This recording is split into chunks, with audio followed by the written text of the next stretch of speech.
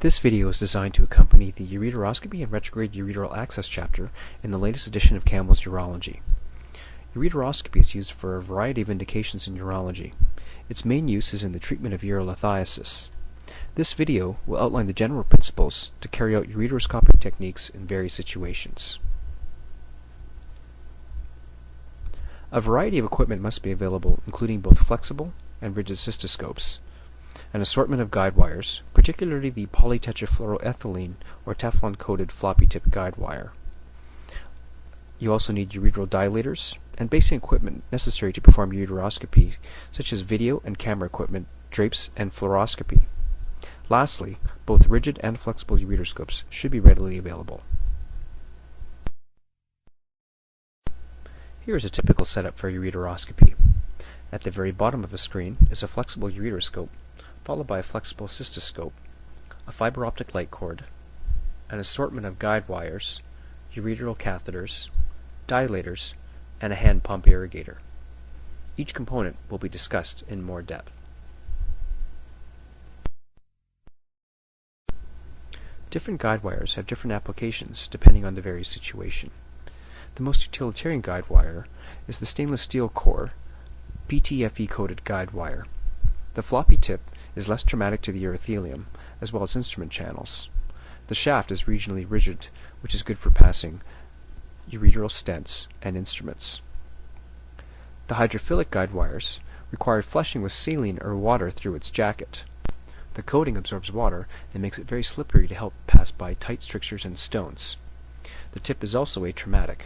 The shaft is rigid, but due to its slipperiness, this wire is difficult to pass instruments or stents over. This wire combines a hydrophilic tip with the PTFE shaft and also has a very floppy tip.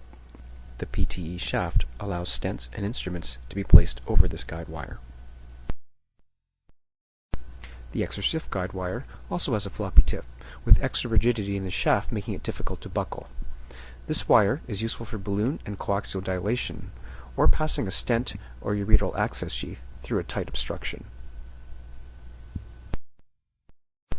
Here's the 8-10 coaxial dilator.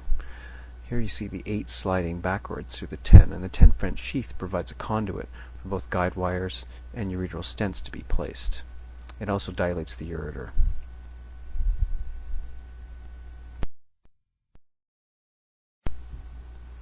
Here's a 5 French open-ended ureteral catheter, which can be used to perform retrograde pyelograms or for buttressing guide wires to maneuver past obstructions. This stent pusher is used to place stents and has a metal tip on the end, which is radio-opaque.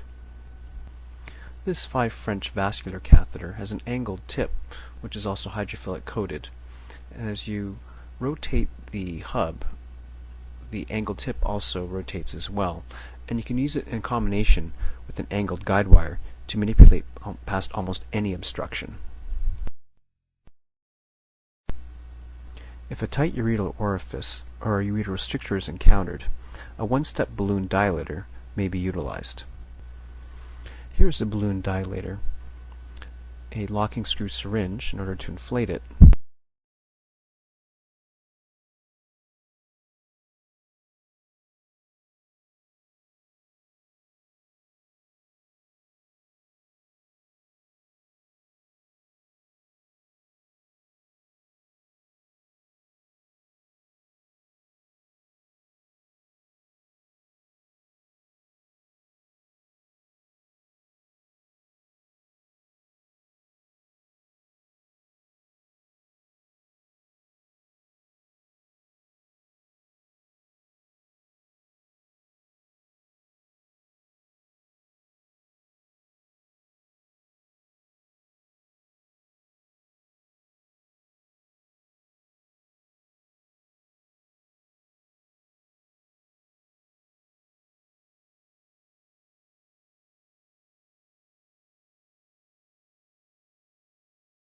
even more active secondary deflection.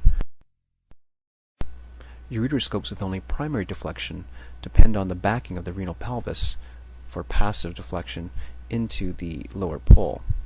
With active deflection facilitates access into the lower pole.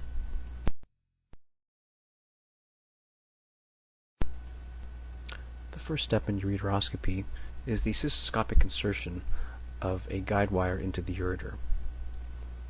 At this institution, we prefer the flexible cystoscope since it offers more degrees of freedom.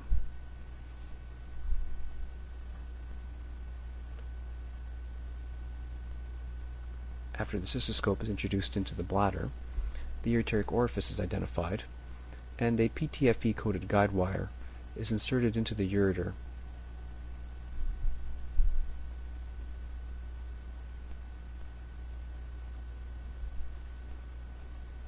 Fluoroscopic monitoring is essential.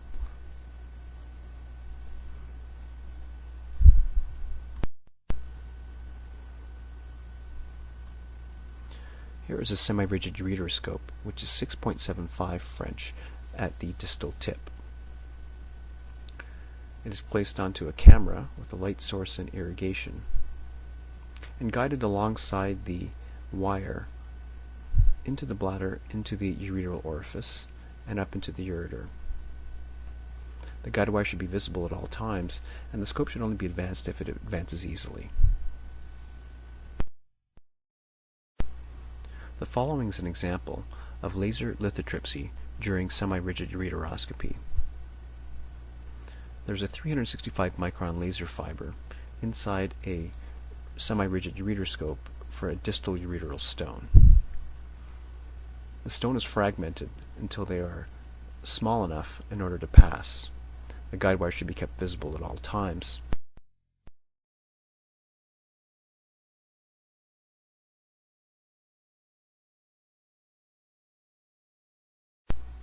Flexible ureteroscopy requires a second guide wire. Here you see the fluoroscopic image of a second guide wire being inserted. Secondly, the ureteroscope is then backloaded over the guide wire and inserted under fluoroscopic guidance. The assistant has to place correct tension on the guide wire. Fluoroscopy should be used in order to ensure that the scope is going correctly.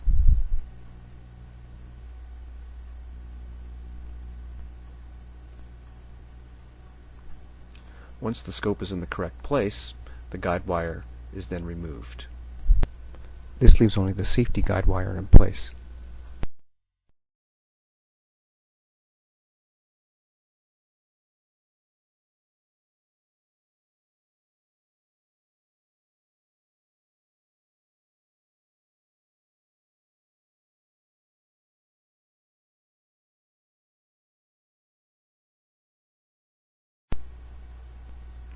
This is an example of laser lithotripsy during flexible ureteroscopy.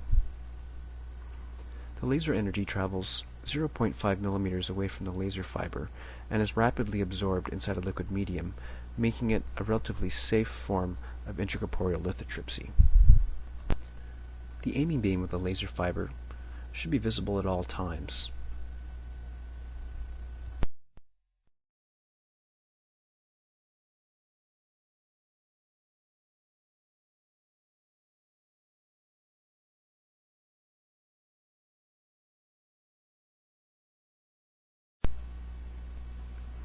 A ureteral access sheath has been designed to facilitate flexible ureteroscopy. Here you see it loaded onto a guide wire with a hydrophilic tip and a dilating obturator. This is placed into the ureteral system under fluoroscopic guidance. Proper tension is placed on the guide wire and is inserted usually over an extra stiff wire and guided by fluoroscopy.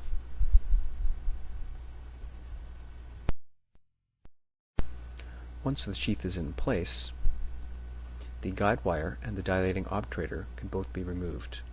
The sheath now provides a conduit for the flexible ureteroscope to be inserted without the addition of a guide wire. It also provides an excellent conduit for the ureteroscope to be introduced repeatedly, particularly if ureteral basketing is performed. Clinical studies have shown that the use of a ureteral access sheath during ureteroscopy has resulted in shorter operating room times, as well as less ureteroscope damage. It is particularly helpful in cases where the scope is repeatedly inserted. It also helps for irrigation and helps to lower intrarenal pressures. There is less axial forces on inserting a flexible ureteroscope, which could account for the reduced amount of ureteral scope damage, as well as ureteral trauma, as the ureteroscope does not come in direct contact with the ureter. The sheath can also be used to stent at the end of a case. During flexible ureteroscopy inside the kidney, it can often be difficult to orient oneself.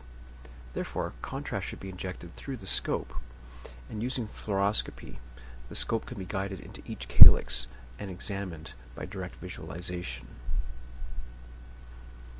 This is particularly helpful at the end of a case to ensure that there are no other large stone fragments, or also at the beginning of a case when one is trying to locate the stone.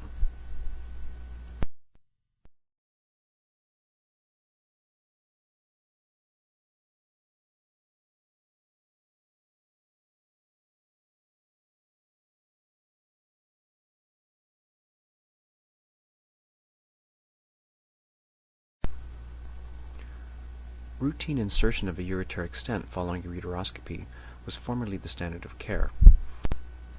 Randomized controlled trials have now demonstrated that a ureteral stent does not routinely need to be left indwelling after ureteroscopy.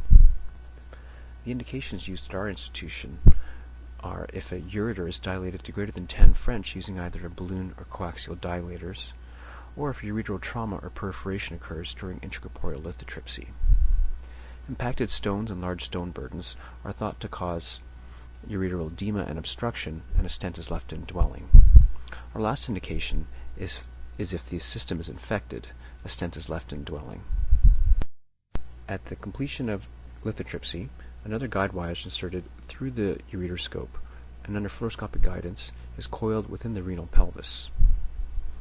The ureteroscope is then backed out, leaving just the guide wire. An 810 French coaxial dilator is then inserted over this guide wire. The stent will be placed through the middle of the 10 French sheath. Again, adequate tension is placed by the assistant, and fluoroscopic guidance is necessary.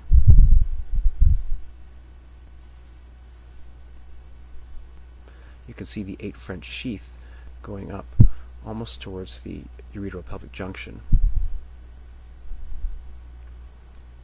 Once that is in place, the 10 French sheath is then held in place, and the 8 French sheath is backed out over the guide wire. This leaves a guide wire within the 10 French sheath, which acts as a conduit. The 8 French sheath is removed completely.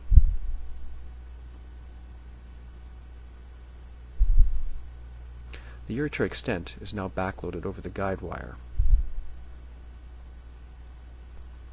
The 10 French sheath presents kinking of the guide wire in the urethra as well as in the bladder. The stent can be placed quite readily through this conduit over the guide wire.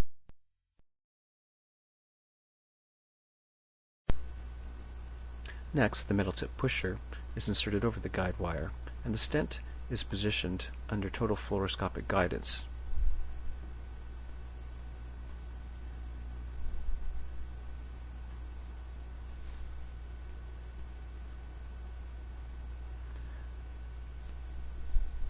Again, there is adequate tension on the guide wire from the assistant, and the stent is pushed up into the renal pelvis and seen to coil here. Once that is inside the renal pelvis, the guide wire is backed out slowly until the stent is seen to curl within the renal pelvis.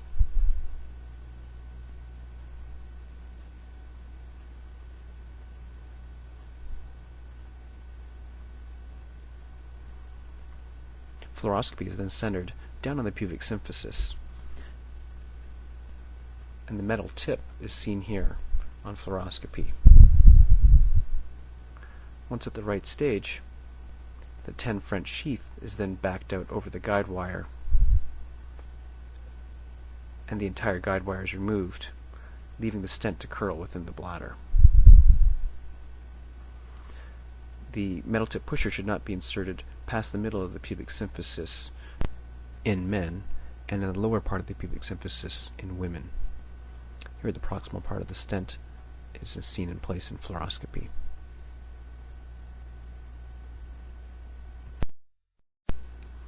To reiterate, the urologist must have access to a wide variety of equipment.